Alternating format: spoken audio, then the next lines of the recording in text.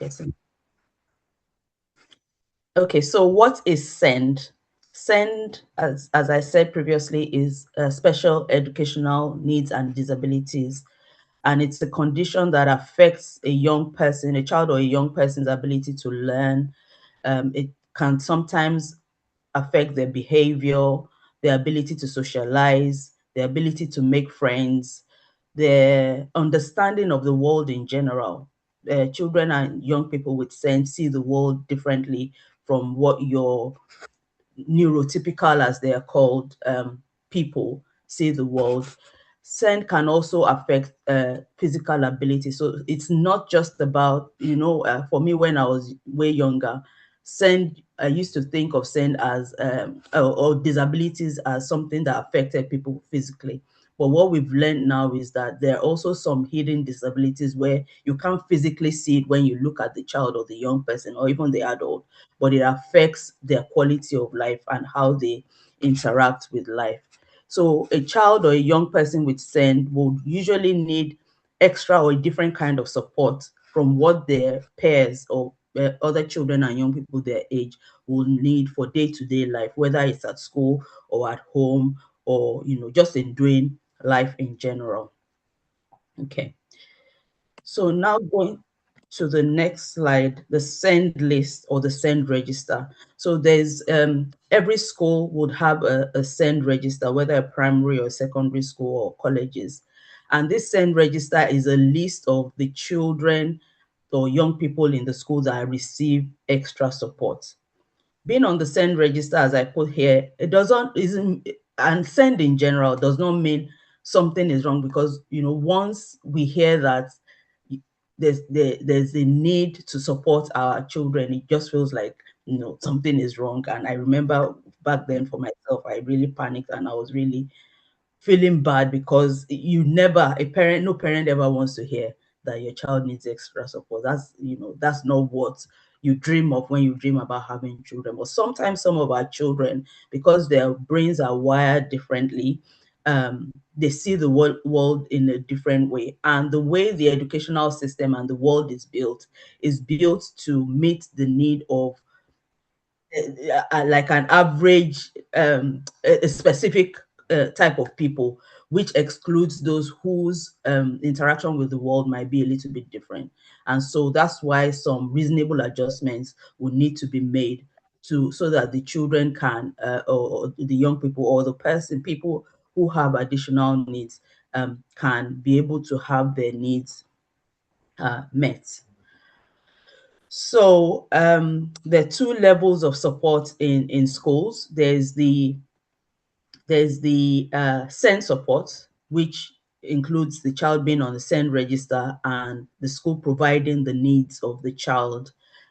This is on the ordinarily available provision, the ordinarily available provision is the support that the school is expected to provide for children and young people with additional needs from the school's existing resources. So the school will not apply for any extra funding from anywhere. The school is allocated enough money to provide a specific level of support for every single child that attends that school. So under the ordinarily available provision, the school should be able to provide reasonable adjustments for children who have special educational needs or who are neurodivergent. Sometimes for some of the children, that provision will be enough and they won't need more. So some only need a little, for lack of a better word, a little bit of help, a little bit of adjustment here and there. So some, it might just be that the surrounding is too, the classroom is too noisy and they need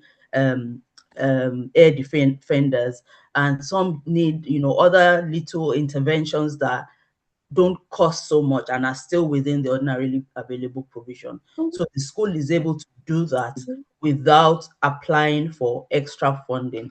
But when the needs of the child exceed what the ordinarily available provision can cover, that's when the school or the parent will start to look at applying for an education and health and care plan, which is a more formal and it's a legal document. It's a legally binding document that that ensures that the needs of the parent of the child are met. So there's a process to that, which I won't go into too much, but if anyone needs more information about that, we can talk about that later. So how this plays out is a little bit different in different local authorities.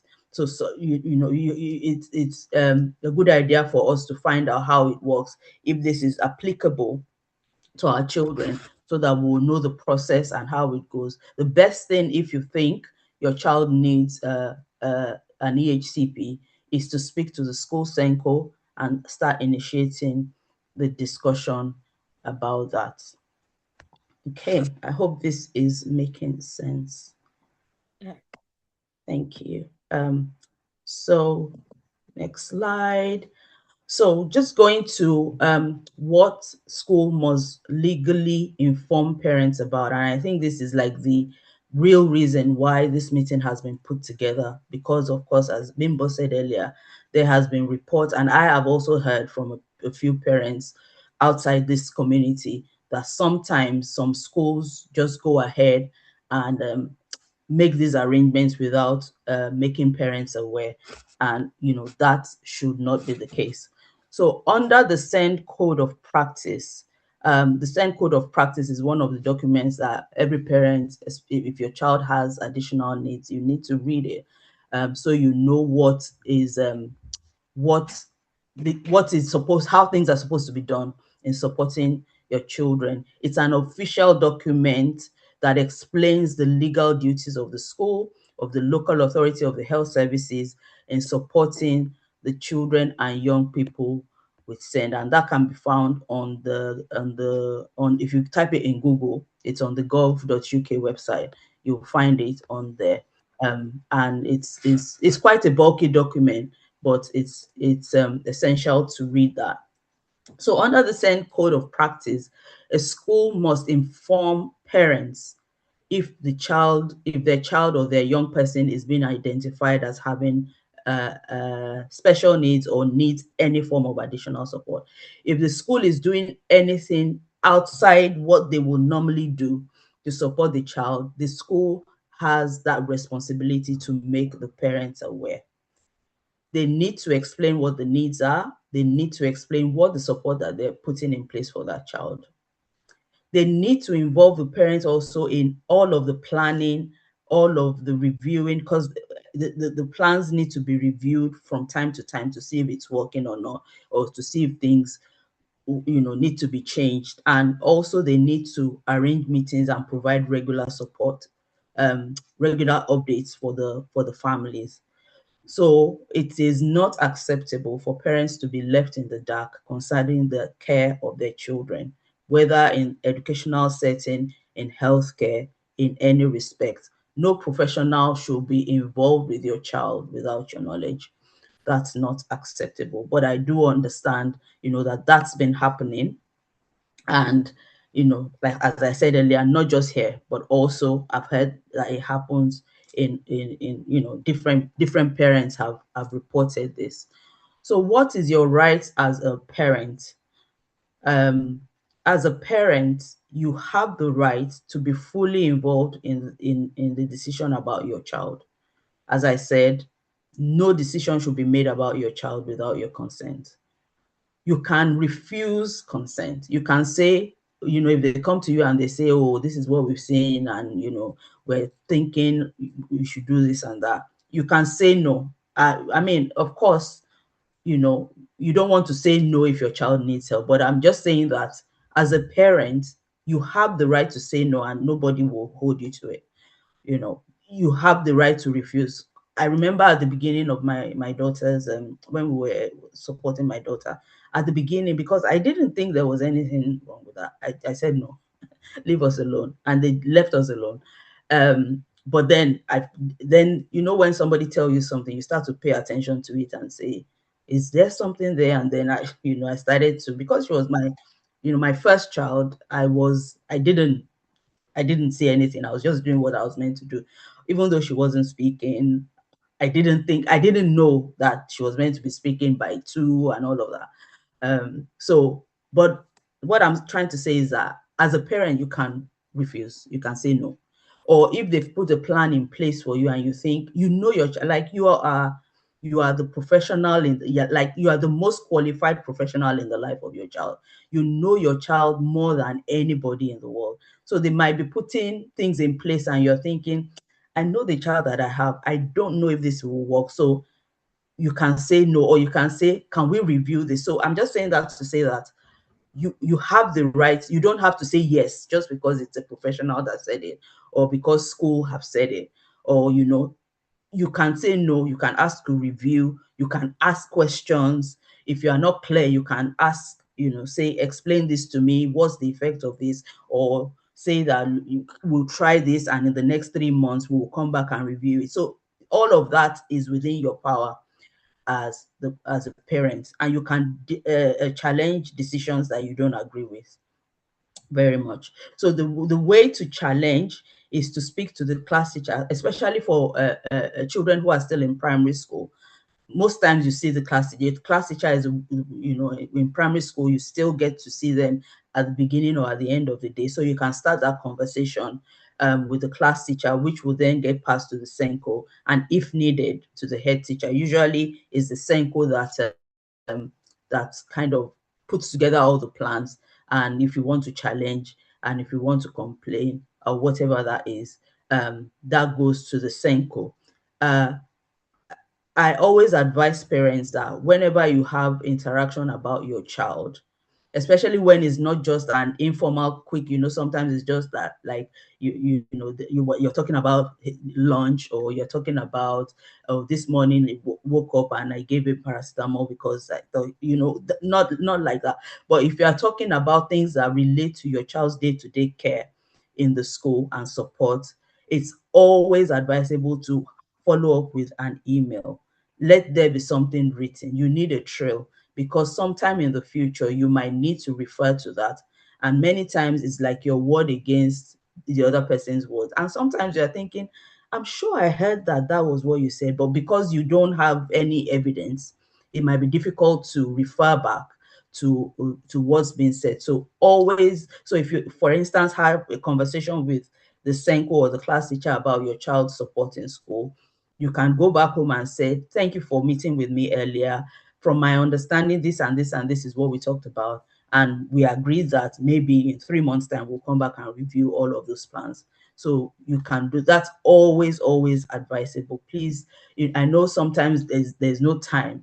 And sometimes it might be the other way. If the school invites you and gives you information, you can say then at the end of the meeting, could you put all of this in an email and send it to me, just so that you are all on the same page, and that they are not coming to you in 3 months' time to say this is what they said, when you have clearly written, email to show what this. And if the email doesn't correctly reflect what you think was discussed in the meeting, you can also challenge and say, um, I'm sorry, this was not what you thought we talked about. This is what I thought, so that you're all on the same page, really. Because again, all of these things is in the best interest of the child. We want, and I know schools have the best interest as well, but sometimes, they get carried away with professionalism, and they tend to do things however they want to do it. So it's just nice for everyone to be on the same page. Again, use mediation services. There's some services that are able to support parents, especially when you feel a bit nervous attending meetings by yourself. There's some services which I'll mention in a bit as well, or bring a friend, or ask somebody who maybe has a little bit more experience in the send journey to come with you. Just so it just helps sometimes to. And if somebody else is there with you, when you finish the meeting and you're thinking, was that what I heard or not? The other person will be able to say, no, this is what they said. And also, because as a parent, there's so much emotional, when you're talking about your child's needs, it can be quite emotional for you. So sometimes your reasoning in the moment may not be very clear, because of all the, it's your child. So all of this, can be quite emotionally draining. So when there's somebody else there, they can help to kind of collate your thoughts, and, help to validate your feelings as well. Because sometimes you're thinking, is it me, or so all of that is very important. Okay. Right. So What if your child has been placed on this send register without your knowledge? Again, this should not happen without communication with you.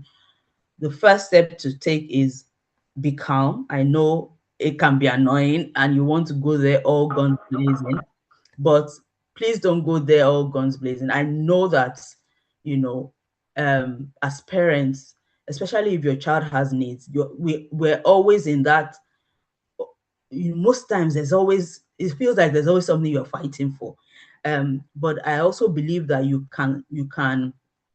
um, you don't have to be like have like an outburst before you get your points across to the school. Remember that the school are the ones that your child will be with them for most of the day, and the support of your child is very, very dependent on what the school does. So you also still want to have a good relationship with the school and be able to communicate clearly with the school. So even though something has happened like this that you're not happy with, um don't go there and start screaming and shouting. I don't think that works, because these members of staff in the school, they are human beings as well. And when somebody comes to you in a confrontational way like that, usually, even I think of myself like that. If somebody comes to me in a confrontational way, even though I've done something wrong, there's a wall that immediately goes up, and it prevents that good relationship and for the school to be able to support the child adequately. What we need to do is to ask questions. Why did you make this decision? Of course, express your displeasure that you're not happy, but don't do it in a shouty way. Do it in a calm way. I found that over the years it works to, express it, be very clear that you're not happy, but don't go there fighting. Don't go there shouting and screaming, because it can then turn into, it can then be turned into something like the parents is being aggressive, all of those things. And that's not what we want. What we want is what's in the best interest of our children. So express your displeasure, ask why the decision was made without your consent. What evidence? What did they see? What, especially sometimes when what they're telling you is not what is happening at home. And sometimes, children have different behaviors in different places. Remember, the home setting is different from school setting. There might be things in the school that are overwhelming them. There might be things in the school that make them behave a certain way because of the way the place is structured, that doesn't happen at home. So it is very possible that some of the some of the things that the child is displaying in school is not what is happening at home, but they need to let you know. They need to let the parents know. If they're doing that without letting the parents know, then that is not acceptable. And also, on the other hand, sometimes the child displays some behavior at home for certain reasons that school are not seeing. So sometimes we hear school saying, "Oh, we can't see anything. The child is good as gold at school." But when they get home, they are something else. Again, communication, having that clear line of communication is very, very important, so that the child can receive the best possible support. Request to see the support plan that they've made. What is this thing that they've put in place? And again, if you agree, yeah. If you don't agree, you can also let them know that you don't agree. And where necessary, seek further help. Remember, this is your child. You are in fact, you are more than a partner. You are the key, because nobody can ever know your child more than you do. So just remember that, and know that you are at the front seat in the support of your child. I hope this is making sense. Okay, so there are some key documents that I think every SEND parent needs to know about. And I encourage everyone, I know some of these documents are quite bulky, but knowing that these documents are there, and so when you need them, you can go to them, is very, very important. So the first one is the SEND Code of Practice, which is like a rule book for SEND. It's like a rule book that shows um, the support that children and young people need, the rights of parents, what schools are supposed to do legally, and all of that kind of stuff is all in there. I'm sure that I think so that there's a search button. If there's like a specific question topic that you would like, you can type in the search, and it should bring it up if you do, because it's quite a bulky document. the ordinarily available provision, I mentioned that earlier.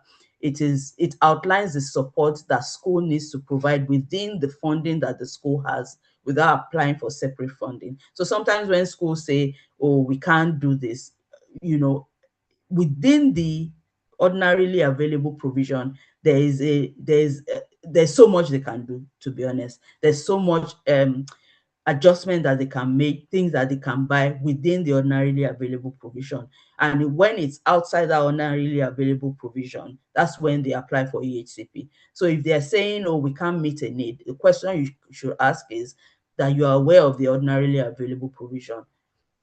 Are they not able to meet the need within the ordinarily available provision? Also, the SEND support plan um, is something that as a parent you have to read it through and through, just so that you have a clear understanding of because they will set targets for the child, they will put support in place, they will update the progress. So we have to be on board with this thing so that it's not just somebody that is making decision on behalf of our children. We are fully aware. Every school should have a SEND information report on their website, on their the SEND information report is the one for the child.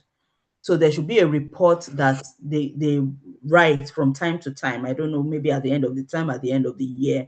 You can request that from the school. Again, ask the school, because different local authorities do things slightly differently. All these that I'm saying is based on my own personal experience and from working with other parents. So ask the school, is it possible to have a report like at the end of every year, for example, or at the end of the term, just so that we see how things are going? And for some schools, it's just the support plan that they use as that report, but just find out what the school uses and request for it whenever you need it. Find out what the school's policies are, especially the key ones, which are like the SEND policy, the behavior policies, and the safeguarding policies, which are the ones that will really affect your children. In the policy, you will see how decisions are being made when things around safeguarding or behavior or SEND happens. And if anything is not clear as well, you can ask the school about that. EHCP, we already talked about that. Okay, that's my cue that my time is nearly up. EHCPs, also we talked about that, and there is a form that you will need to fill if you're requesting an EHCP. Also, you can speak to the school about that. The local offer is also a very important one.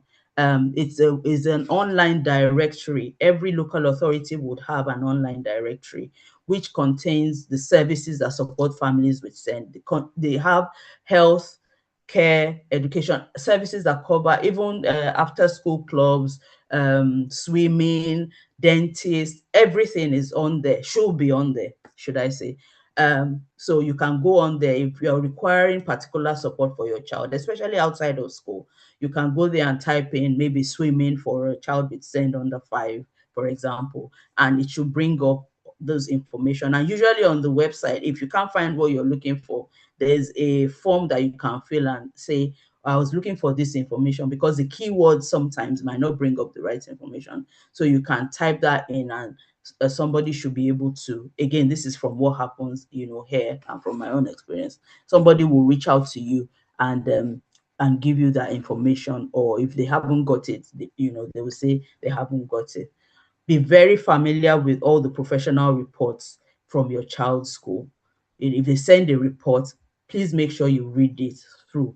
And if you don't understand, you can ask questions. You can always ask questions. Again, don't ever take what any professional has said to you as gospel. If you are not clear, if it doesn't make sense, please do ask questions. Of course, you will ask politely, but you are well within your right as a parent to challenge whatever you are being told.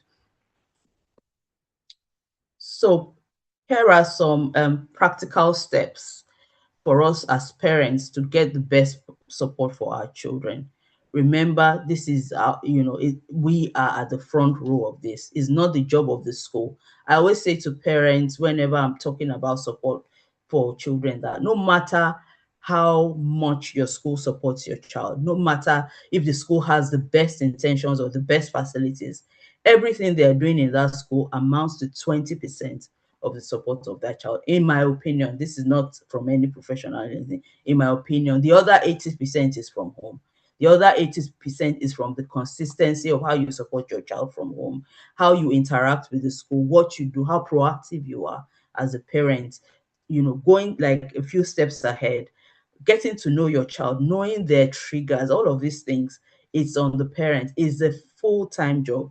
And the earlier, the better. If we start to be on it from an early age, it helps us, it helps the child, so that when the child is older, the child will then also start to understand themselves because of, the way we've supported them from home. So that's really important. It's also very important to build a good relationship with the school. I know sometimes schools can be a bit funny, but it's very, very important to have that good relationship with the school. Don't just go to the school when things are not going well. Sometimes just stop by and say a quick hello, say, and when they've done something right, acknowledge it as well. It's also nice to say, oh, thank you, what you put in place for him, we see that it's helping. We're very, I mean, as parents, and we are all guilty of it, when things are not going well, we're quick to say, this is not working, I'm not happy, but when things are going well, we seem to stay quiet and just let things like, let the school know that you're happy with it, because again, they're human beings as well. When you give them that kind of praise, it encourages them to do more. What I found in my personal experience with my daughter is that from having that good relationship with school, they will then go over and above, even things that I won't ask for, they'll be doing for her because of the relationship. Of course, when I'm not happy, I go and say I'm not happy, but in a cordial, in a nice way, so that what I want as a parent is for them to really look out for my child when she was in their care at the time. And that happened, I believe it was because there was a good relationship with the school. Keep good records of your emails, of your reports, of notes.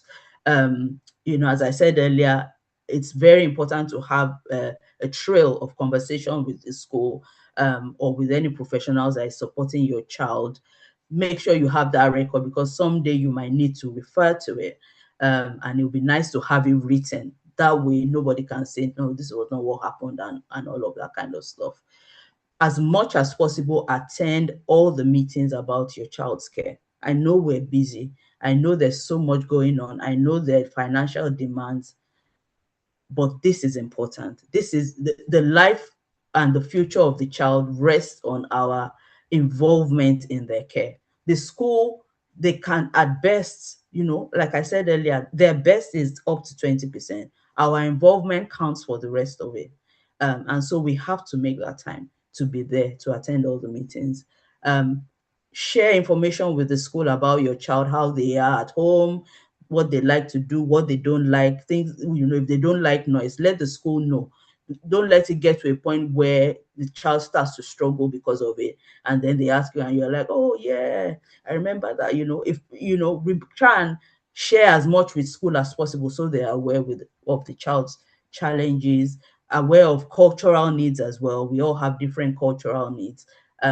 If we let school know, before it becomes an issue, so to speak.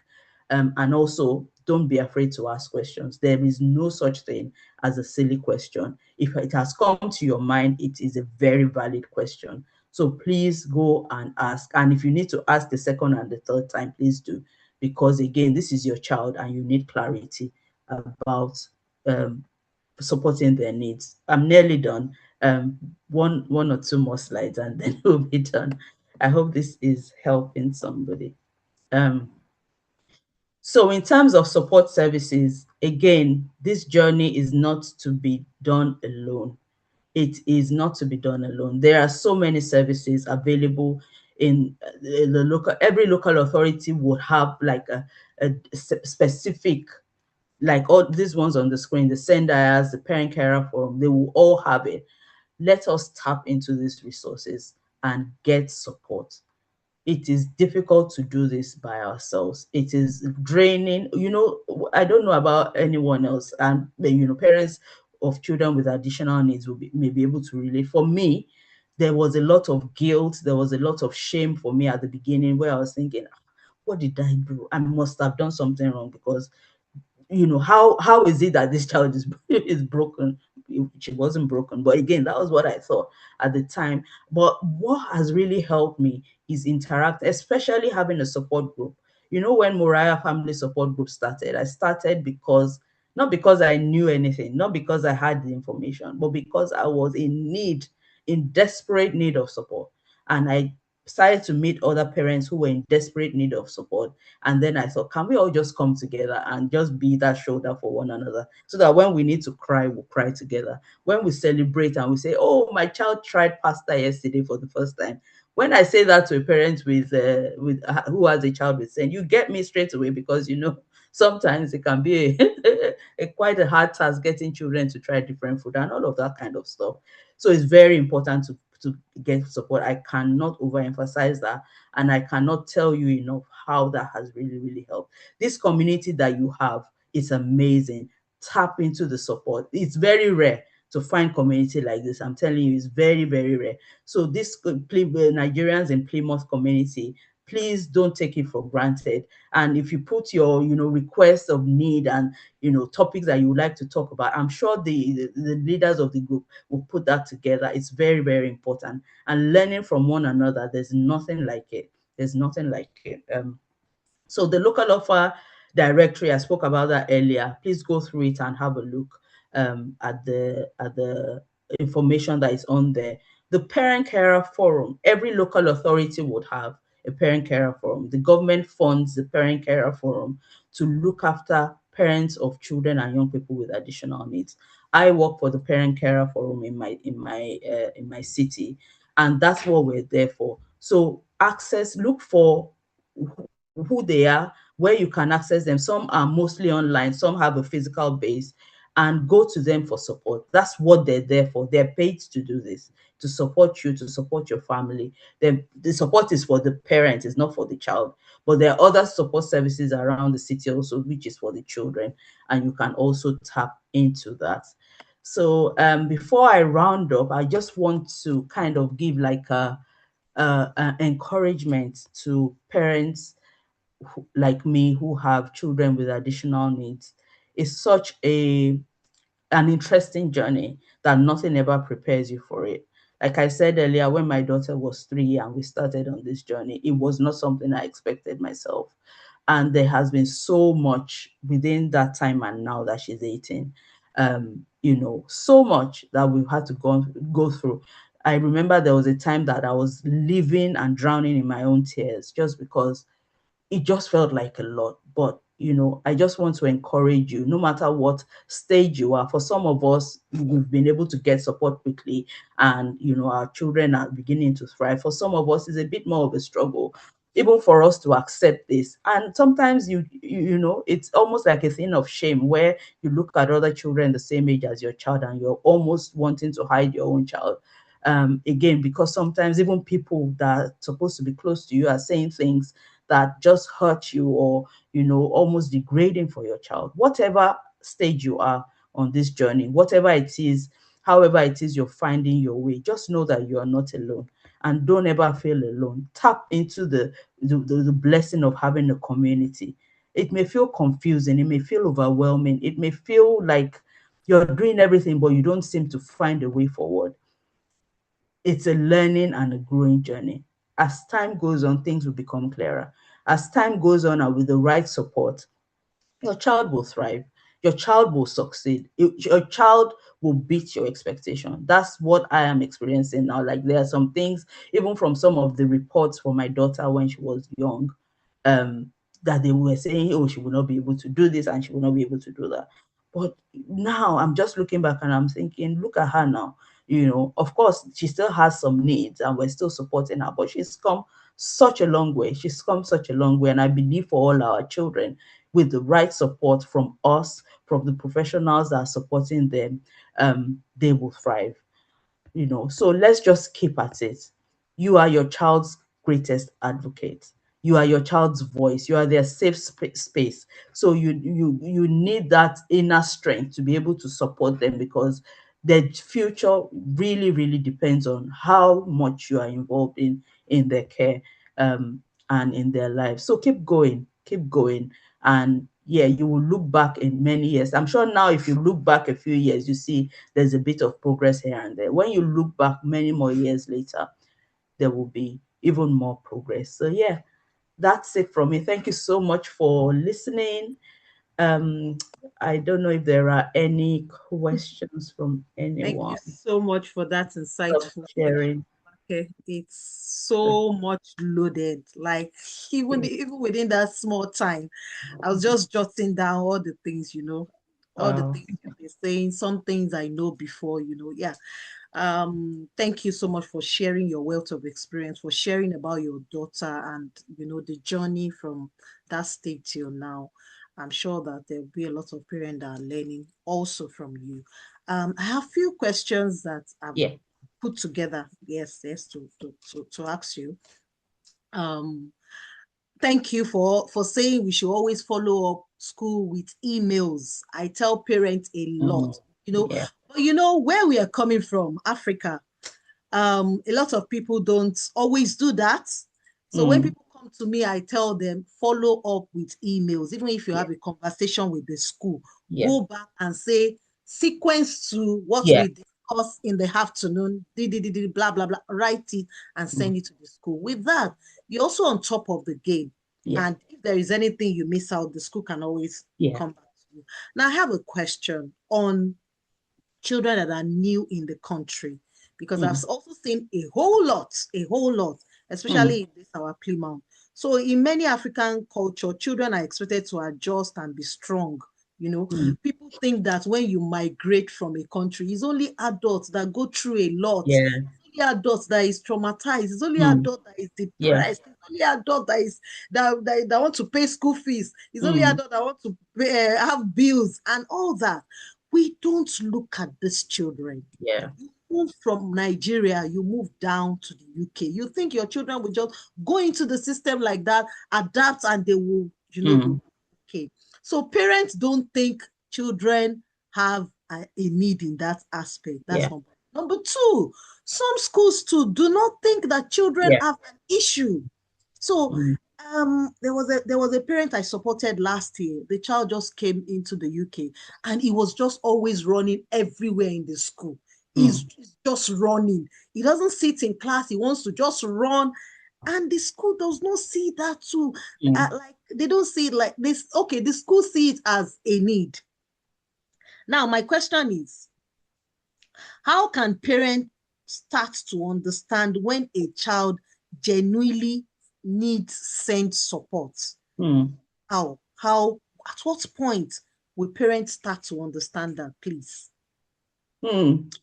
Really good question. And I like that you've linked it to migration, because migration is a big thing. And like you said, I think for us as parents, we forget that to move from another country to here, so from Nigeria to the UK, for example, you've had years of planning. You've had that time to plan. The children were not aware. Most times we don't tell our children until maybe 1 week before, 2 weeks before, or when they start to see that, oh, they're changing school, or you're buying stuff, suitcases and that. And we're not very good sometimes at carrying our children along with our plans. Of course, we know that sometimes children, they will go around and be telling everybody, and we don't really want them to do that. And so we don't share so much. So we forget that uprooting a child from their safe zone, what they've always known, and just saying, for I'm trying to give you a better life. I'm Yeah. taking you to the UK, and expect that they will just be happy. I'll be like, yeah, UK. It does not always happen like that. It is trauma. It can be traumatic, and different children, because of the way they are wired, because we are all wired differently, they adapt differently. So sometimes, like you're saying, some of the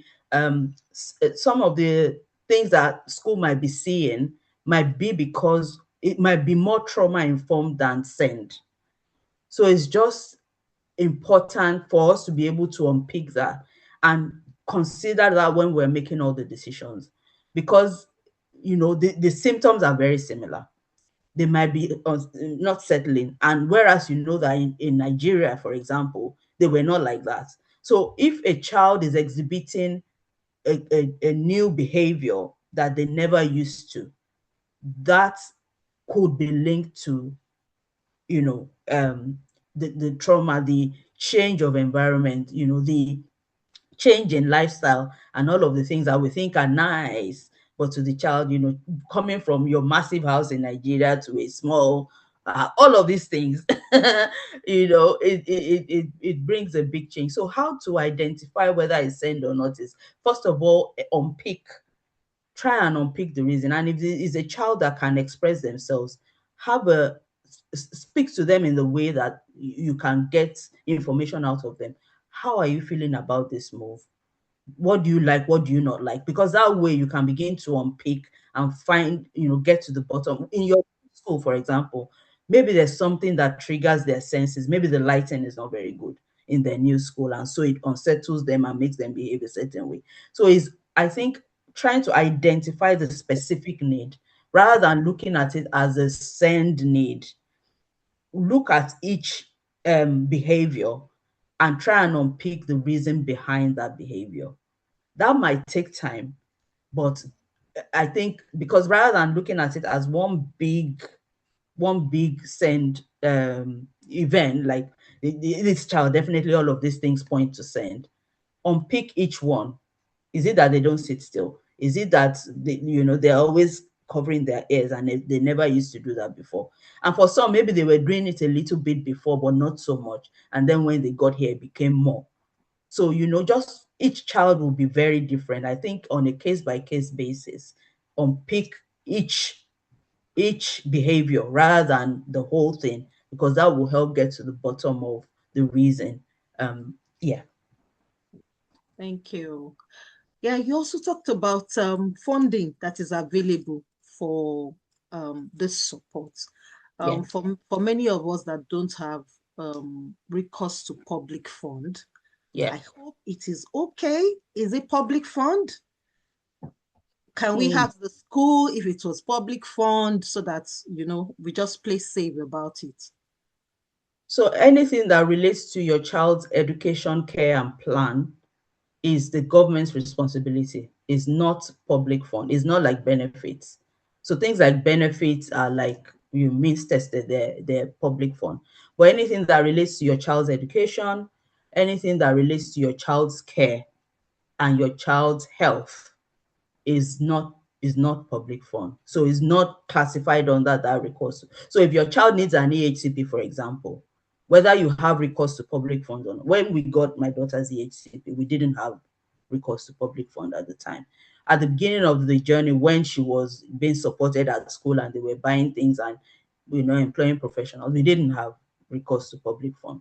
So all of that is for the child's care and health. Is not a benefit, or is the benefits that are more you know under that category. But in terms of your child's health and care, no, is not. Okay. Thank you. Please, if you have any question, you can either drop it in the comment section or you just raise your hand and I call you to ask your question. Please feel free. This is an opportunity, a very rare opportunity, to bring Flaky to talk to us. I mean, out of our so busy schedule, it is very rare. So please, if you have any question, yes, I want you to ask. Amiria, you can unmute yourself, please. You Thank you. cannot. Oh, yeah. Go on. Go on. Sorry. Good afternoon. Good afternoon. That was my mom. So I said, when I said thank you, Bimbo, she said, is that Bimbo? Yeah. Oh, you're the one. How are you? Go on, please. Go on. Oh, thank you so much, Oluf. I'm sorry if I don't pronounce your It's name. okay, don't worry. Yes. Yes. My question is this, yeah.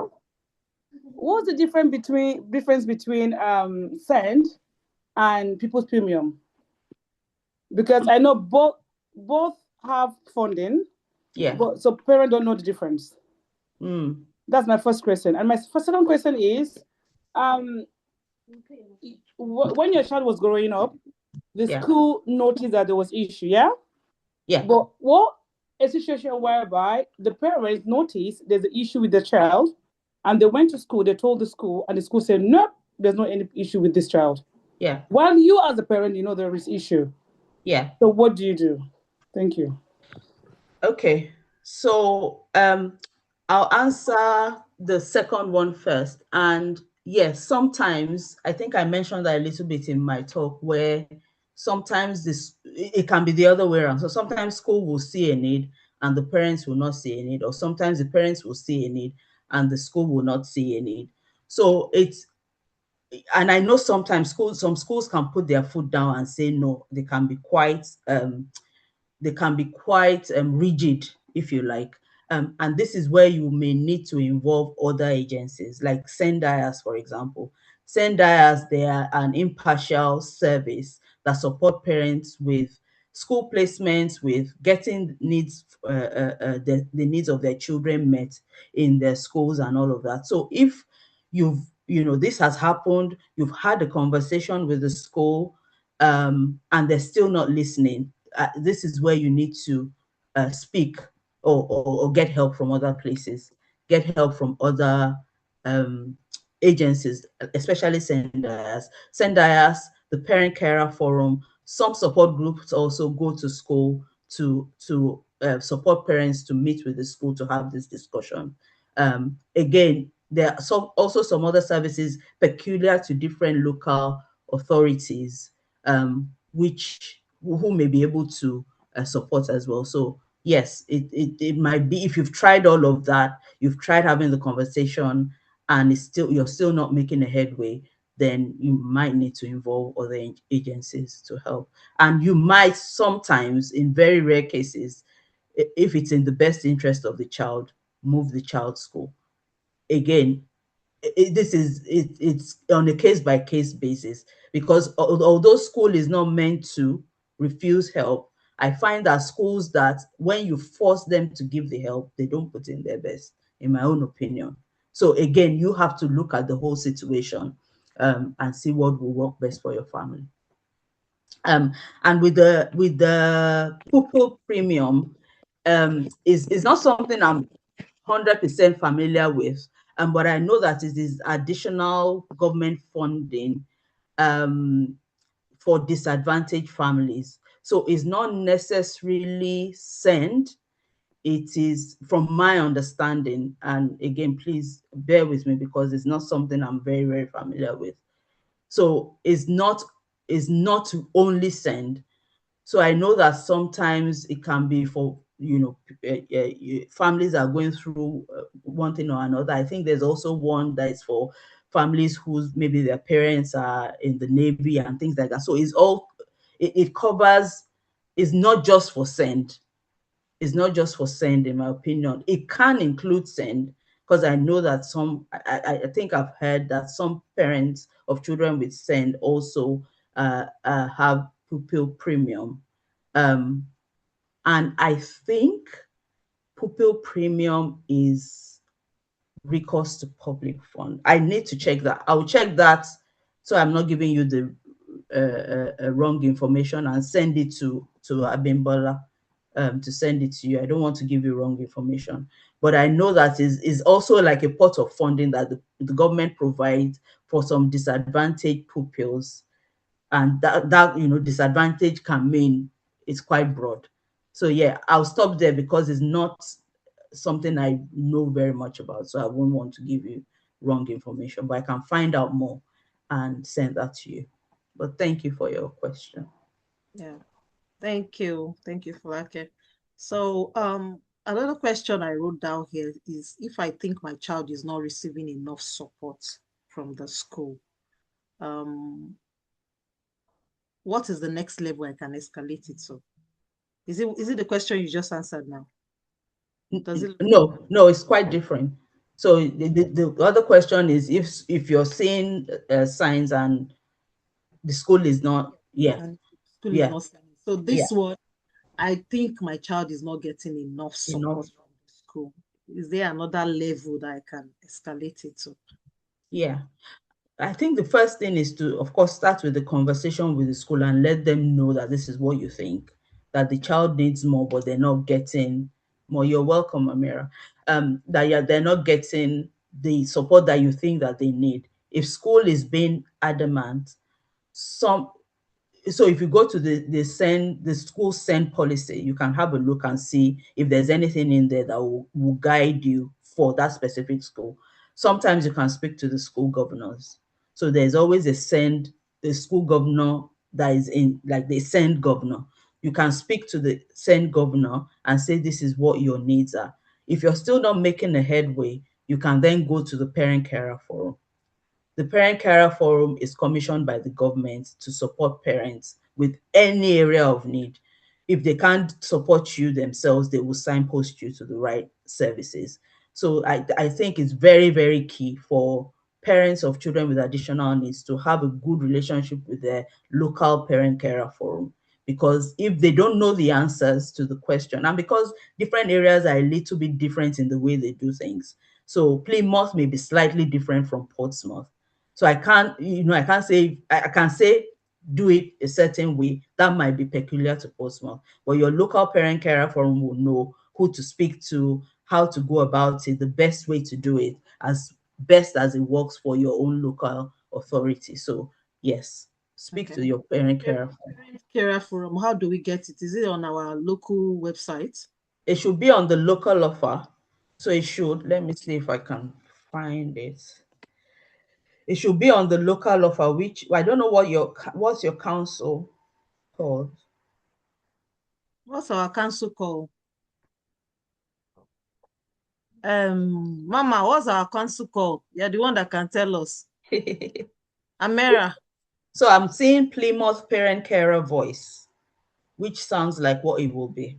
Okay. So Plymouth Parent Carer Voice is the official parent carer forum in Plymouth. So yeah. So if you if you go on the website and see, because some parent carer from like ours is more physical, we meet parents physically. I know some others who are more online based, I think, depending on the size of the area. So if you it yeah, there's some information on there, so you can please have a look, and contact them and interact, attend their events. And also, for parents, don't just attend when you are in need. Try and be involved in things that are happening. Because many times when you need the help, and this has happened to me many times, when I need the help, because I've met some of these professionals in some meetings that I've attended, I almost have like a direct link to them sometimes, not all the time, but sometimes, you know. Um, so let's try and be involved. I know there's so much else going on now. We have bills and all of that, but this is a priority. Let's try as much as possible. Even in school, when they're doing school meetings, or they said the school is having a coffee morning, you may think, "Ah, I don't need anything." Just go and interact with people, and let school staff, even other parents, know you see your face, rather than just going to people when you need help. Yeah. Yeah, thank you. There's a question here from Damilola. She says, can a child get sent support without being formally diagnosed? Absolutely, yes.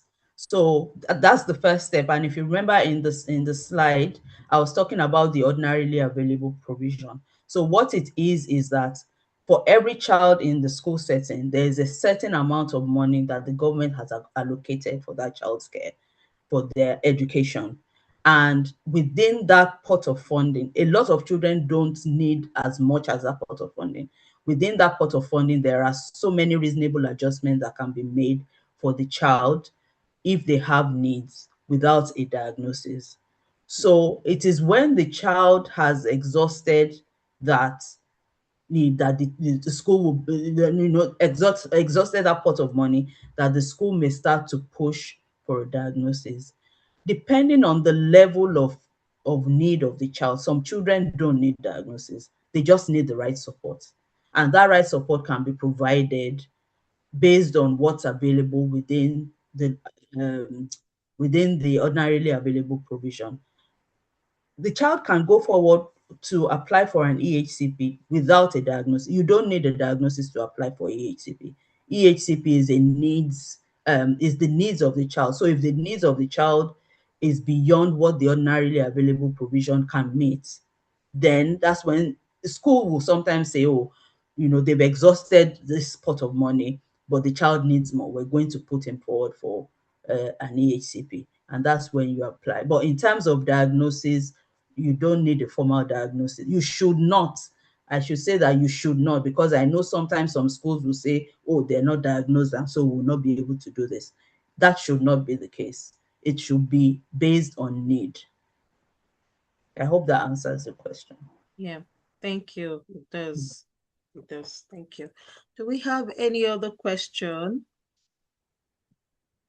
Falake, please, can you just tell us, just give an example of what you can look out for in a child that you might think the child has needs a support. Let's put it that way. A lot of us from Africa, we don't know, Hmm.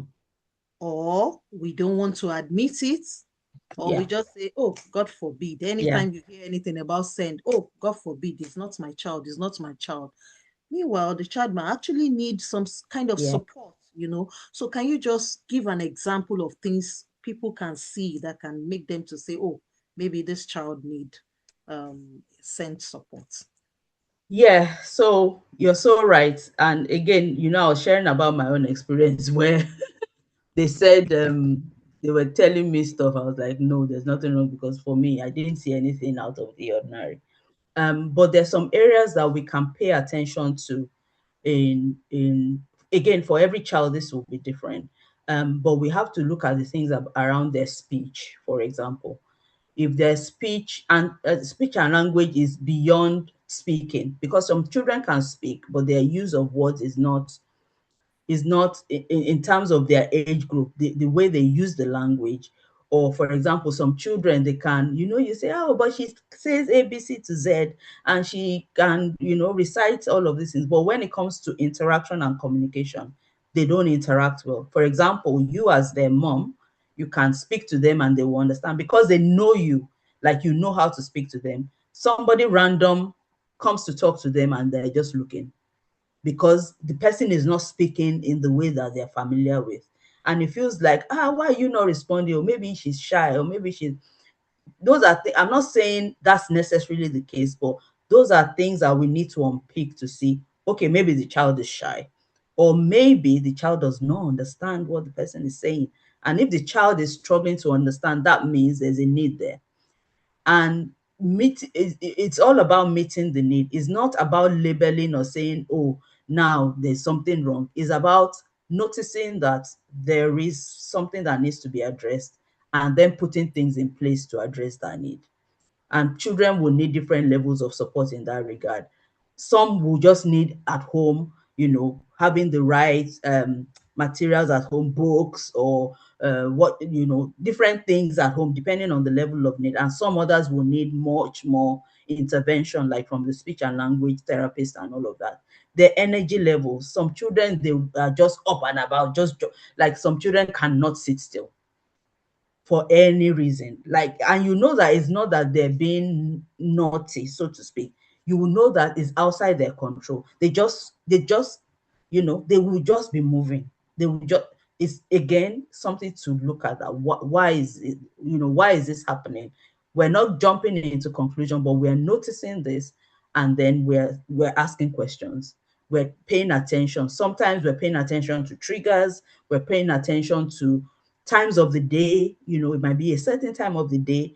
And again, it's just to put the right support in for that child, whether or not they will need further support. Some will not need further support. Some will just need us to understand their needs and meet their needs within the home setting. It doesn't need to go further than that. But some will then go and need, further intervention, again, depending on their level of need. Emotional regulation. Some Yeah. children find it hard to regulate their emotions. And it's just that you just keep crying for no reason. Is because there's an overwhelm in that child that they're finding it difficult to express. But for us, we're like, why are you crying? Why are you crying? Even some adults go through that. Exactly. We were like, why you, I don't have time for your crying. But sometimes there's a deeper reason why that child is always crying. Again, I'm not saying, we should just keep saying because she's crying, then that means, but we can unpick it. And we know, I mean, we know those of our children that cry to get our attention for no reason.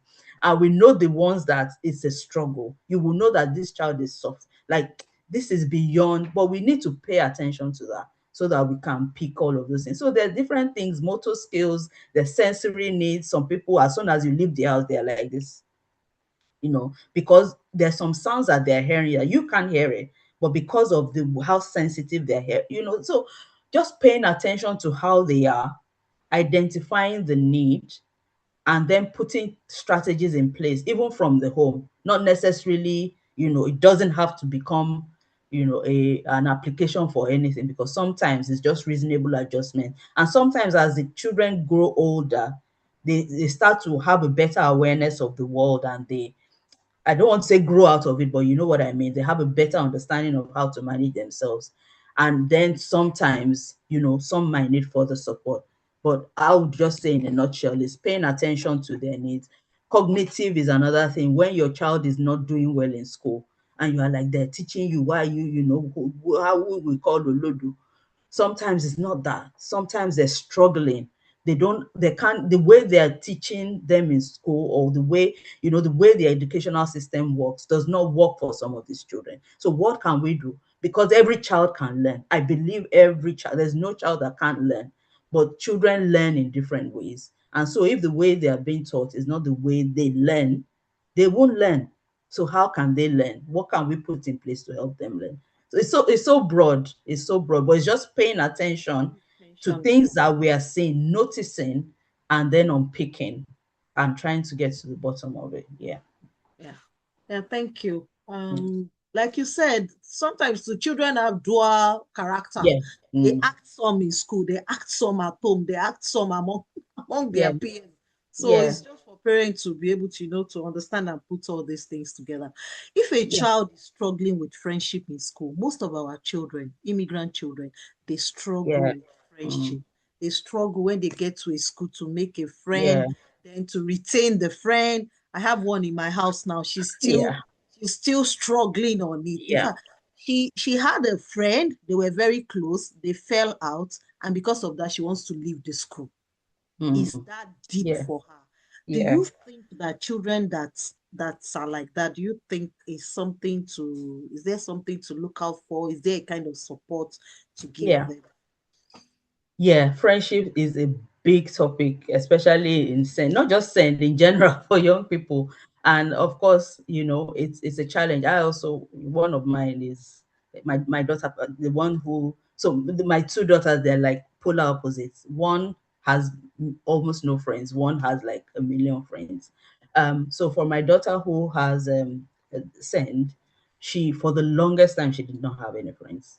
Like, where her sister will, like, almost every weekend will be going for parties for her sister with her, up until I think she was 15 or 16 before she got invited to any party ever, like, apart from family, apart from her cousins and stuff.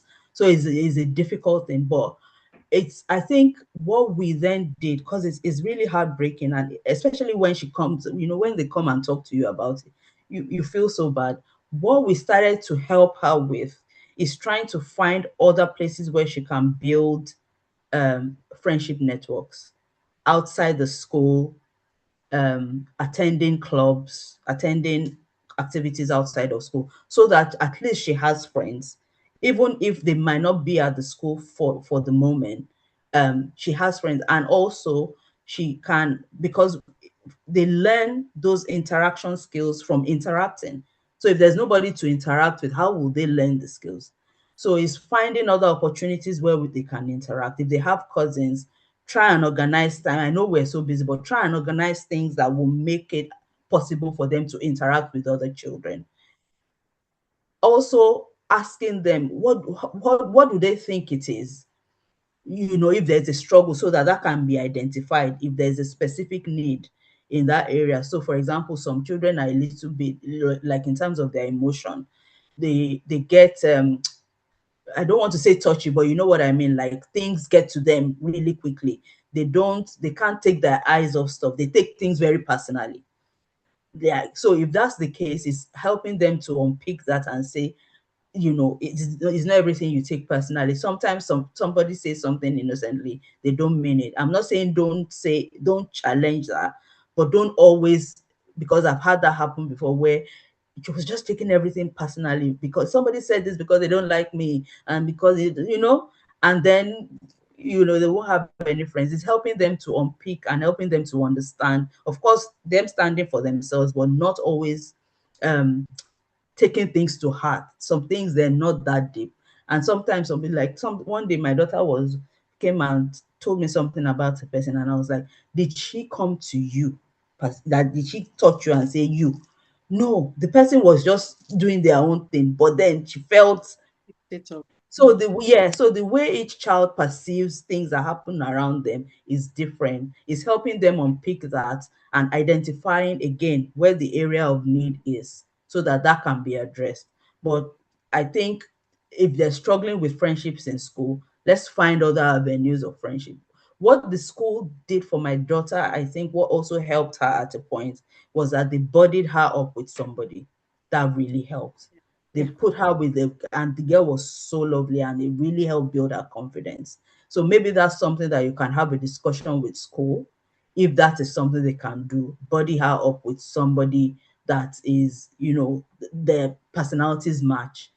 That also helps. Again, it differs for different children, but yeah, we just keep exploring and finding what works best for each child. Thank you. Yeah. What I usually do is whatever they are going through, I use it as an opportunity to teach them lessons about Yeah. life. That's what Mm, I do. Like my mm, daughter they bored her with somebody, but mm. along the line, that person they bored her with also has another friend. So Right. with time, she just played with her for like 2, 3 days in the school, and after that, she moved to our other friends. So Mm, I'm like, it got to a time she wanted to leave the school. She was mm, like, she wants to leave. I'm like, no, this mm. is how things works in life. Life, yeah. You don't you may not have a friend that will be with you forever. Mm. Even there is a proverb that says 20 children don't play with Yeah. don't have friendship Mm. forever. Yeah. So there will be some friends that you have in this level of life. Mm. There might be some friends that when you're moving higher, they feel you're not part of them anymore. Mm. They can take their decision. And You that's okay, shouldn't yeah. feel bad about it, and that's Mm. okay. But Yeah. it should be about you. Mm. Now you should be able to move forward. Yeah. You shouldn't feel so bad to the extent that you want to even leave a school. Mm. There's nothing wrong with the school. It's just because that friend is no more your friend and you Yeah. want to leave the school. So I use all these things that are happening as a lesson of life to just Mm. tell them that this is how real life works. Even when Yeah. you leave the school and you get into the wider, community, this type of things will definitely happen. So Absolutely. Yeah. yeah, on the club that you talk about, I want to encourage parents here. There are lots of clubs that Mm. are outside the school that your kids can join. There is Brownie. We have Mm. lots of Brownie Yeah. centers here in Plymouth, and good centers. Like if you want your child to network, to play with people, Mm. to be able to interact with people outside the school, they can join Brownie Club, Girls Guide for older girls. Mm. Boy Scout is there. There is Duke of Edinburgh. Some of them have it in their schools. Some Yeah. you can join outside the school. Mm. Let's make use of these opportunities for our kids. Yeah. And they are not so expensive. Like the Brownie Club now that we join, I think it's £3 Mm. per day or so. And like they give you a discount. So you pay £35 in a term. Mm. They run it for a term, so you pay like £35 in a term, and after the Mm. term is over, that's all. They don't run it during the holiday. Then during Mm. the school section again, they Yeah. are back. Let's utilize this. You can just search online for it. Mm. Brownie Club near me or Girls Guide Club, Mm. and we can utilize those opportunities too. Well, There is also, sorry, before you move along from that, for children with SEND, if you look on the local offer, your local website, there will be specific clubs that can cater to the needs of, because some of the clubs, I know Brownies, they're quite good. A lot of their staff are trained, but not all clubs are good for children and young people with SEND. So if you look on the local website, you can have a look and see which ones are SEND based or are really good with SEND. Or again, ask your local parent carer forum; they would know the clubs that are good for children with SEND. Okay. There is a comment here from Damilola. Damilola says, I would like you to kindly emphasize the importance of parents regularly checking and responding to emails from school. Mhm. There have been several instances where important messages were sent to parents regarding their child's progress, needs, or required support, but no response was received. Yeah. Mm, Unfortunately, this lack of communication can delay or even affect the level of support a child receives. absolutely.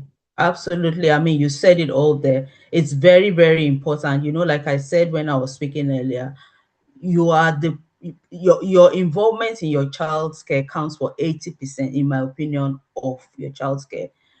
Attending to needs, answering emails, attending meetings, being fully involved in your child's care is a no-brainer. We have to prioritize it, even if it means setting a reminder that twice a week I will go and have a look if school has sent me anything. Because sometimes in the business of life, we forget, sometimes life can be lifing and we forget to check. But this is really important, particularly for children who need extra support. And also, it's not only about when school emails us, we should also be in contact with the school. Even sometimes just checking in to see if there's anything or maybe something you spoke about before. Be the one to go and ask school. I'm just following up on our conversation from 2 months ago and what you put in place. How is that going? Be fully involved. It's a primary job. It is your key. It's over and above the responsibility of having a child. I mean, I can't begin to tell us. Is over and above everything else. As much as we are looking for money, our children being in our care is one of the biggest responsibilities we have. So let us, you know, put things in place to help us be there more. Sometimes you don't even know what to say. Just go and sit in the meeting and be taking notes. Whatever question comes to your mind, ask it.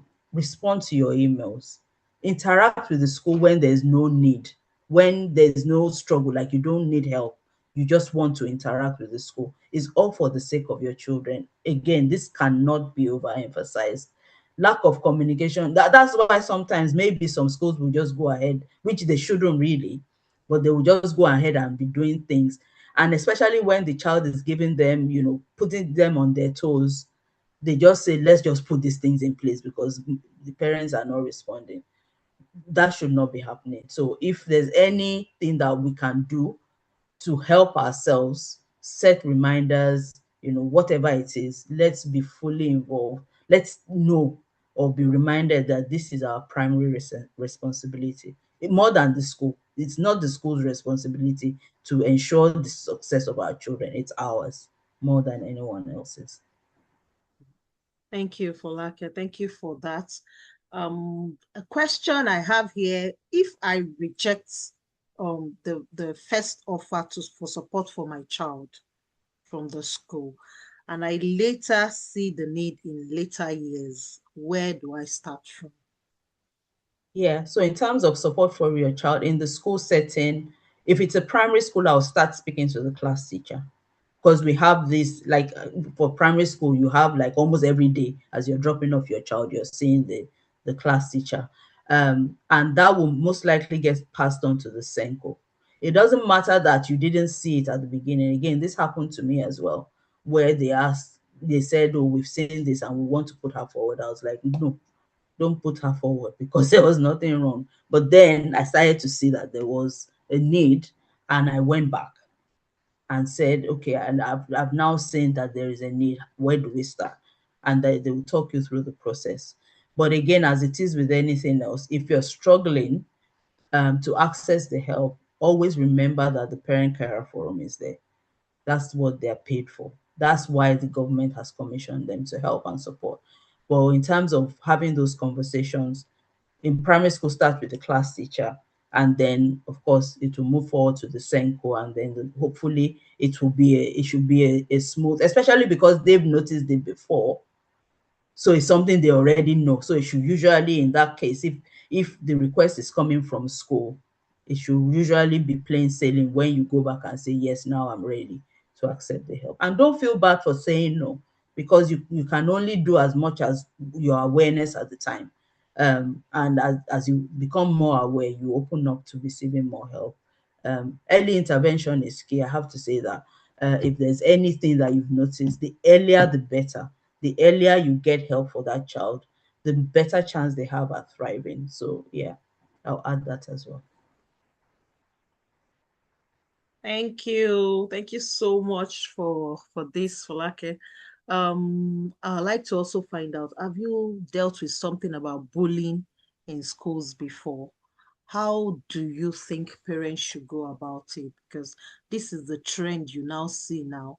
From primary Mhm. school to secondary schools, children are being bullied. And people always try to link it up to immigration, Mm. or to discrimination and racism and all that. Yeah. But I tell people, even children in Nigerian schools are Mm. being bullied. Yeah. The thing is to know the proper way to deal with Mm. it. I have seen children that are being bullied to the extent that they are sent back to Nigeria to Wow. attend schools. Yes, I have seen them. I have seen it very well here in this Plymouth. So how do you think parents can, navigate when their children are going through, they are being bullied in school? Mm. How best do you think parents can handle that? Yeah, it's such a sore topic. Like it's everywhere, and it's really, really unfortunate that there's a lot of it. I know that in this country they say there's a zero tolerance for bullying, but what we also know is that bullying is happening every day, everywhere, and especially for the young people. The school has a bullying a policy that addresses bullying, which is something that every parent needs to have a look at to know how to report bullying in the school.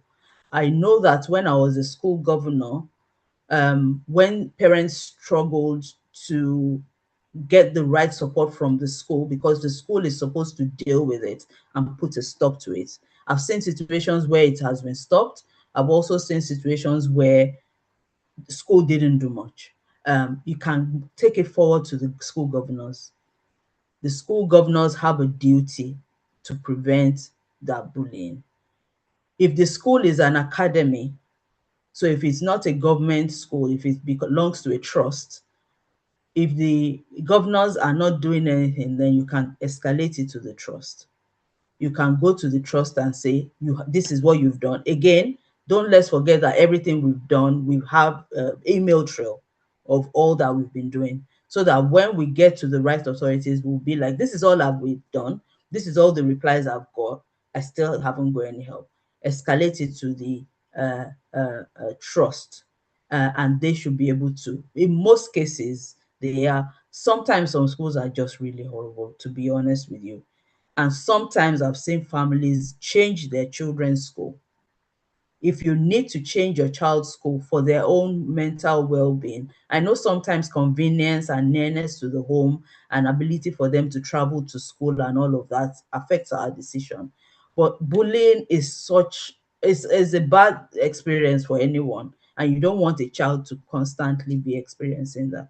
I have seen a family moved out of Plymouth because of bullying. Yeah, yeah, The whole of their yeah, family had yeah, to move out of Plymouth yeah, because of bullying. yeah, Because the child was being bullied in the school. yeah. From the school, they brought it to the house. It was so much on them. Wow. I met them. I met them as at when they wanted to move out of. They've already finished the arrangement to move out of Plymouth. That was when I came in contact with them, and it's Wow. so bad. But from what you said today, I realized that we can also escalate to school Yes. governors. I never Yes. knew that we Yeah. can also escalate to trust. Yeah. We're always dealing with issues of bullying with the school, with the head Yeah. of school, things Yeah. like that. Sometimes it They doesn't don't. produce Yeah. results. Yeah. It No, because they don't deal with the bully. They Yeah. just keep talking to the child that is Yeah. being. It's quite unfortunate because they will then remove the child who is being bullied from class. They're punishing that child for the offense of the bullies, or Exactly. which is not. They have to deal with the bullies, and they don't do that sometimes. Yeah. Yeah. Yeah. Damilola, do you have something? Your hand is up. Please go ahead. You can also. Okay. Yeah. Hi. Hello. Hello. Uh, Go ahead. Um, I can hear you. yeah, my name is Damilola, and thank you so much for this meeting. I joined late, but the little I heard and is really, really inspiring. I want to talk concerning bullying. I think we should start with ourselves as parents and for our children. We should try to give them that self-confidence from home, Yeah. especially we immigrants, especially we that we came from Nigeria with children, Mm. and we are not giving them that safe space at home to talk. Mm. They can't confide in us, they Yeah. can't talk to us, we're shunning them, we're not giving them that safe space at home. They Mm. tend to pick on these children at school, and they get bullied. And Mm. most of them don't even have that confidence to talk to their parent about it. Yeah. We've experienced a girl child who was beaten up at school, and she was torn, her clothes was, and they asked, is there anybody who can come pick you up? There was no one. Wow. There was no one. I Mm. think we're not doing well ourselves as parents. Mm. And again, I would say concerning bullying, we should try to put our child in activities that would help their confidence Yeah. level. Mm. Swimming, Mm. matcha art, so many things that will Mm. bring that level up when we have a child who we know that this Yeah. child is dealing with low self-esteem. Mm. Matcha art is going to help, swimming Yeah. class is going to help. We should not think of the amount of money we are going to pay. Yes, it is Mm. quite expensive, but Mm. the well-being of our children is our priority and is Yeah. what we should always put first. I have Mm. a 3-year-old and a 2-year-old, and I told my husband, I was like, I don't want this. I'm so scared of bullying. I've seen Mm. so many child bullied, Mm. even the ones that are clothed, and I shiver every time when I hear these Mm. stories. And with reading and checking out so many things, I've seen that putting our children in these activities would put their A game there. When Mm. someone tries, I don't support when a child eats you, you eat yourself back, you eat the child back. But it gives when I report you and you don't do anything and they see that confidence in you, they would not lay their hands Yeah. on you anymore. Mm. Mm. Yes, we will tell our child no to, but you should not hit first. When someone eats you sometimes, be able to fight for yourself. That's Yeah. just my intake. Thank you. So Thank true. I can't even agree with you more. Like, we have to provide that safe space at home. Again, it goes back to, a lot about our child's care is 80% our job. Whatever else they're getting from anywhere is a small fraction. So just Yeah. linking that to the bullying is that providing that safe space that children should be able to come and talk to us and confide in us. Don't let's be quick to tell them off and judge them. And we are always quick to correct, and we don't Yeah. build that connection. I think connection before correction. If we continually build that connection and we're not so, because we want our child to be good, we're always looking for their faults and looking for how to punish and correct them. But our priority is building that connection so that no matter how bad things are, we are the first people that they come to. That's so important. Thank you so much for sharing that. Thank you so much. Thank you, Damilola, for that. Yes, bullying is a major topic. We might have Yeah. to also look for a time that we can come together to discuss it Mm. extensively. Last year, I was just having issues of bullying in this our community back to back. Yeah. I had several meetings with diversity team with the police on Mm. this. Yeah. And in one of the meetings that we're having, I was just crying in that meeting. Mm. I was just crying. In fact, the police lady that came just said, "Can we stop this meeting for a while?" It's not affecting my child, But but yeah. the child that it was affected, the level at which they have bullied the child. They bullied the Mm. child out of the first school, the second school, the third school. Oh my Wow. goodness. It That is was so bad. terrible. The child was now in the third school and is about to also be bullied out of that school. So I was just so moved.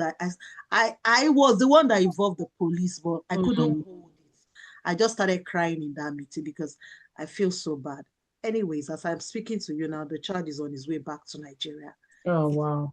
fortunate. Like, So the it's police couldn't do anything. they couldn't do anything.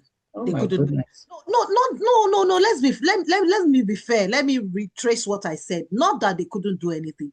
They did some things, but like I said initially, those things were always to address the person being bullied That and not the bullied. yeah. You Yeah. understand? So at the end of the day, there is no punishment for somebody that Mm. bullied another person. Yeah. Yeah. So it will continue. So Mm. they all say, oh, okay, they will safeguard Mm. the child that is being bullied. They will Mm. talk to the child, they will refer the child for therapy, for support, and all this. But for that bully, Yeah. and he's still having lots of friends and he's still having connections and network and telling more people, So Mm. I feel that there are fundamental issues about Yeah. in this country, Mm. and it should Yeah. be that if it is in Nigeria, some schools would discipline that child that the bully, Mm. the child Mm. that is bullying another child. But there is nothing like that here. Yeah, So I think some schools are, and this is a big topic that probably needs looking at because I know some schools are very good at dealing with bullying. I've also attended meetings with some parents in some schools and where, and you never hear about it anymore because the bullies were dealt with. I think there has to be like a wider initiative by the government to, I don't know, like a directive how schools should be dealing with bullying and to ensure because all of them have anti-bullying policies, but yeah. how do you ensure that they're doing right by those children, because that should not be happening. That is terrible. That's terrible. it's, Sorry. it's really bad. This. Mm. Okay, thank you. We'll find another day. We'll talk about Mm. yeah, we'll talk about it in we'll talk about it like well enough so that people can, gain understanding about it Mm. and how to even help the child at home, since we now understand that Yeah. 80% are priority, 80% our own responsibility and 20% responsibility from the school. So we'll look for another time to discuss it. Esther, I guess you have something to say. Yeah, please go ahead. Yeah, thank you so much for the meeting. Thank you, Folake. Your insight has been very helpful. Thank you. And the fact that you've mentioned so many things, you've explained what we need to look out for, that it doesn't need to be like something happening. It's just like noticing what is going on and trying to Mm. pick and pick. Yeah. I think it's been very helpful. I just wanted to contribute to what Dami said. I think another thing as well would be that, just like you have all said, it's about people being involved in their children's life. You Mm. find that a lot of people are very, very like involved in making money. Mm. Yeah. They are Yeah. not involved in their children's life. They don't know what is going on. You even before you pick a school for your child as well, try and do some research. Mm. See what Yeah. has happened in that school before. Ask questions. But people just put their children in school, any school, whether Mm. it's the best or it's not. They don't know whether there is even enough support. Mm. And many schools as well, they've had maybe like experiences with like maybe like immigrant parents not caring about their Mm. Sure. children. So they just leave the children and they just do anything to them. Yeah. So I would say that maybe even in the case of bullying as well, some schools, if bullying was happening on the other side, maybe to a example, a British child, there Mm. are ways that the school will handle it. But if it's an immigrant child, they might not handle Mm. it because they just feel like there's nobody that's going to ask any questions, nobody that's going to say Mm. anything. Yeah. Just be saying on paper that, oh, we are doing this, we are doing that, but nobody can confirm what they're actually doing. Yeah. They would go the extra mile for maybe their people or for a British child than for that, an immigrant child. So I think it's more about providing information for parents to stand, especially Mm. immigrant parents, to stand up and understand what they can do. Yeah. Because generally, I think even apart from even your children, even as immigrants in the country, if you don't know your rights or you don't know what you should be doing, you'll be sidelined. Like you would not be able to, activate your rights in some areas as well. Yeah. So I think it's a very, very big topic, to be fair. A Yeah. very, very, very Mm. big topic. But yeah, there's Mm. a there's a lot to talk about. There's a lot to know. There is a lot to, educate people on. But I think, like you said, involvement in the children's life is very important. If they know that there is somebody that will fight for this child, Yeah. your Yes, they child will won't, not they be won't, they bullied. won't get, they won't be bullied. Mm. Yeah. True. If you know that if my this child's pencil break, the mother Zayn, will come and not in ask your the mouth. question. Zayn, not in your Yeah. mouth. Even know that Mm. if my a child's pencil breaks, the mother will come and ask, what happened to my child's pencil? Mm. Because as little as the pencil is, you as the mother or the father, you notice that the You pencil notice. broke, Yeah. Mm. you know. So when it is now a big issue, they'll even be the ones to come and tell you that this is what happened and Mm. everything. Mm. Like you just find that a lot of people don't care. They don't even know. I think I Mm. was telling this neighbor one day, I saw a child that was walking past me to school. On a Monday morning, the child wore a white t-shirt. The t-shirt was very dirty. Mm. White t-shirt on Monday morning was very dirty. Mm. Not expecting the mother or the father to wash that t-shirt with their Mm. hand. It is Mm. washing machine. Throw Mhm. that tape inside washing machine or even see it. It was very dirty on a Monday morning. If it was a Mm. Thursday, we could have said, oh, Yeah. okay, The we went end to of the week. football on Mm. Wednesday. Remember Mm. We that went day to you football on called. Wednesday. It felt like you were about to pick the child up on the street. When she I said, called me, she was so emotional about it. I cannot imagine. I said, oh, is it a black child? She said, yes, it's a black child. Mm. And it's Mm. most likely a Nigerian. Mm. so I think it's more about like the involvement of Yeah. parents in their children's life. Take notes. Just Yeah. look at, even if it's to pick your child's uniform. This is the clothes you wear tomorrow. Even if you are not going to be available, let them pick the clothes together. Or Mm. just be involved. What did you do in school today? Yeah. Talk on the phone. How was school? What happened in school? But a lot of people are not involved. They don't even know. Mm. But yeah, Yeah. good. Thank you Amazing. so much. Thank Yeah, you. let's play our parts so Mm. that, and let's not put our children in a situation where they are going to be bullied. You know, Mm. bullies can pick up on anything. Look at that child whose uniform was dirty. The child can be bullied in the school because Yeah.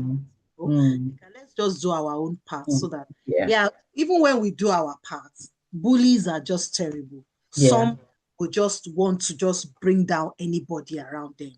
Then Mm. that is when the parent should be able to step up their game and take it up with the school, take it Mm. up with the school. And Mm. we've been trying our best in Nigerian community in Plymouth. We've been having lots of those reports. We've been trying to, guide parents on what to do. Parent, please, when you go to school, don't just talk, talk, talk, talk. Do an email. In fact, on bullying, I don't expect you to talk. I expect you to do an email Mm. expressly to the school, Yeah. everything, and emphasize. I think Falaketu also said it. Emphasize that this is about my child. Mm. Emphasize it. Don't bring other things into it. Yeah. Emphasize about my child, the mental health of my child. Mhm. Just emphasize it that it's Yeah. about your child, and Mm. school should be able to pick it up from them. And Yeah. today we've learned that if school is not doing enough, we can always report to the governor, the school governors. We can always report to the school trust. Then, Mm. do we know who school governors are? Mm. Do we know who school trust her? Mm. Do we attend parents meeting?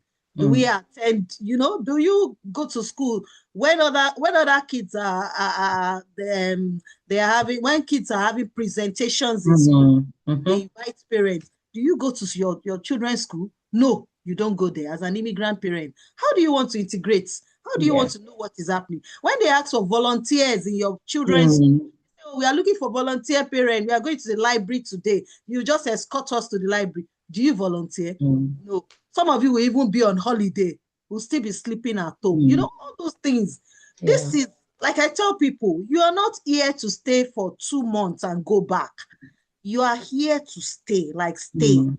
You need Mm. to understand the system so that when the system is working against you or your child, you know the proper channel, to speak to. You know how to stand up against it. But if you don't have this information, then Mm. children will be treated anyhow. And that's Mm. why we are bringing up all these type of forums, to address this thing and for people to get information, to be well equipped, to integrate well into the community and live well. Mm. I want to say it here. Some people come and ask me, they say, oh, I want to take my child to a school, and I can see that in that school there are 80% immigrants and there's just 20% non-immigrant. Personal opinion, please. I tell them, don't take your school there. Don't take your child there. I Mm. will not take my child there. Because when I first got into the UK, it happened to my child. My child was going to a school where majority of the people in the school, even in our class, were immigrants. Mm. I was discussing with my CEO one day in my office, and we said something, and I told him, I said, I won't do that to my child because immigrants don't know their rights. Mm. Immigrants are just learning. So you should balance things up. Again, I say, it's my personal opinion.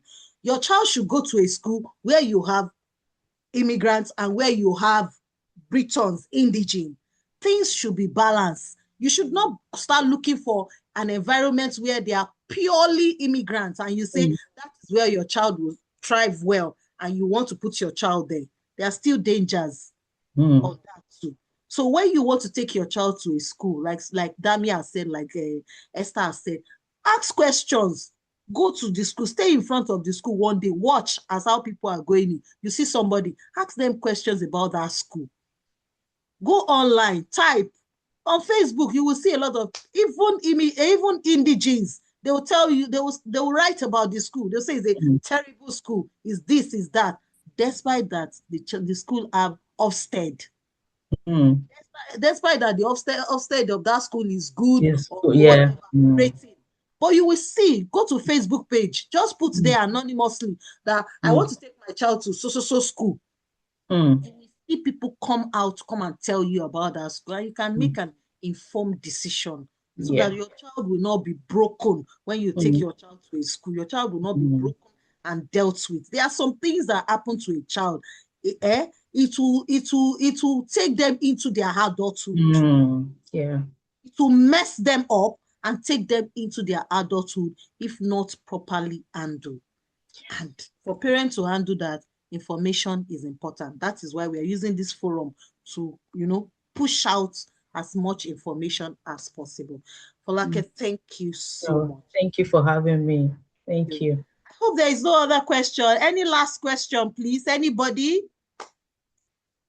Anybody or Can I contribute? just, okay, I was just going to say what you're doing here is amazing and it's very rare.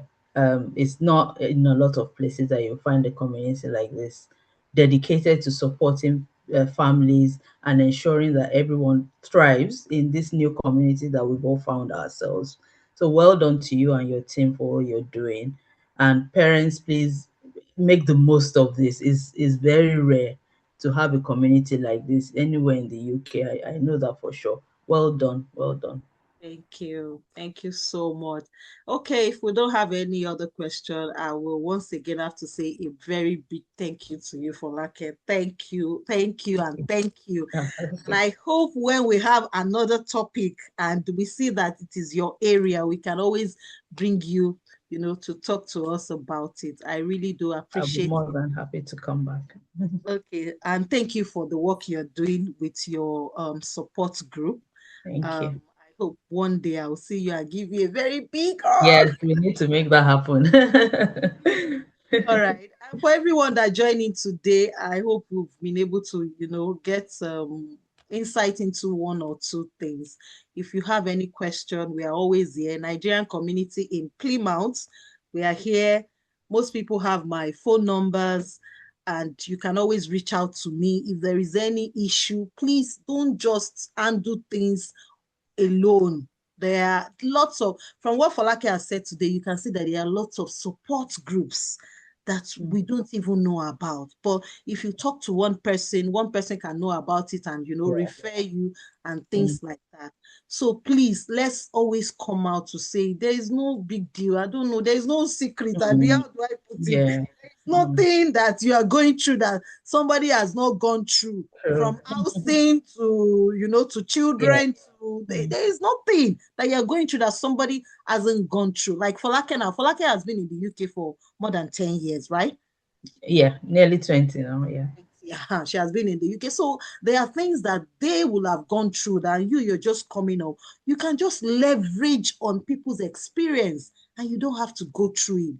But that's when you speak out. That's when you tell people, your problem or your challenges. But if you don't talk, you just pass through it alone. And maybe at the dying minutes, when there is no help again, that's when we will start talking. That's not okay. Let's reach out to people. Please reach out to me. I'm here. If I cannot help, I cannot always help, but I can always have somewhere I will refer you to, somebody I will talk to that can always find help for you, or support group that can also help you. Thank you everyone for joining, and hope to see you in our next section. Oh, this was said, though I'm not in Plymouth, I came across the section online and decided to join and learn.